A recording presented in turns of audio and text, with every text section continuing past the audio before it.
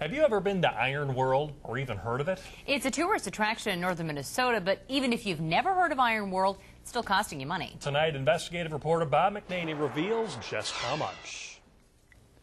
Our investigation took a look at basic questions. How many people visit the state-owned tourist destination known as Iron World? And how much public money is being spent to keep the doors open?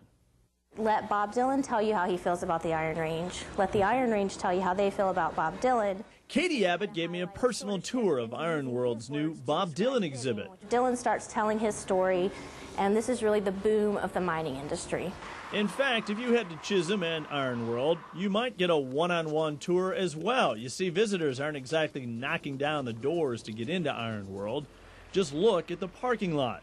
This place was started in the mid-1970s to preserve the history of mining and range life. It was supposed to draw thousands of people here to the Iron Range each year. But as we have found, a stroll through the History Center grounds, well, it's often a lonely walk. Have you ever gone to Iron World? No, I haven't. You know where it is? No, I don't. Have you ever heard of Iron World? The movie? Last year, an average of just 42 people a day visited this state-owned facility. And despite only a handful of visitors each day, the state is pumping $2.2 million into the facility this year.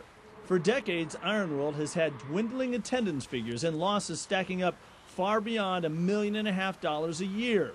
Yet the state has written checks to cover those losses. When I say Iron World, what do you think? Boondoggle. The Taxpayers League says Iron World has proven to be a financial black hole. In the end analysis, the best thing for the taxpayers of the state of Minnesota is to shut it down. Even Iron Rangers in nearby Chisholm admit they seldom visit Iron World. Gosh, I haven't been out there for 2 years now, maybe. I've been twice.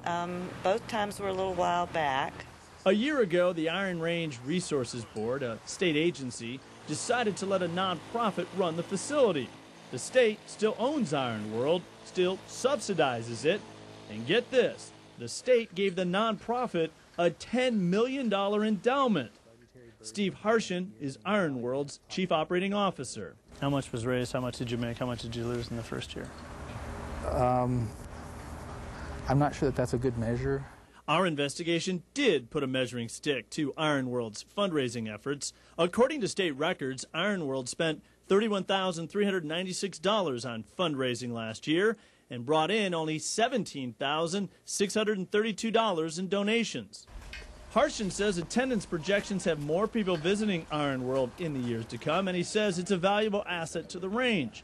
He defends millions being spent to keep the doors open to a relative few. I wonder if you crunch those kinds of numbers on somebody like the Minnesota Historical Society or the Minneapolis Institute of Art or the Walker or any of those other places, if you wouldn't find similar kinds of situations. We did crunch the numbers, and our investigation found that Iron World is receiving far more state subsidy than other tourist attractions.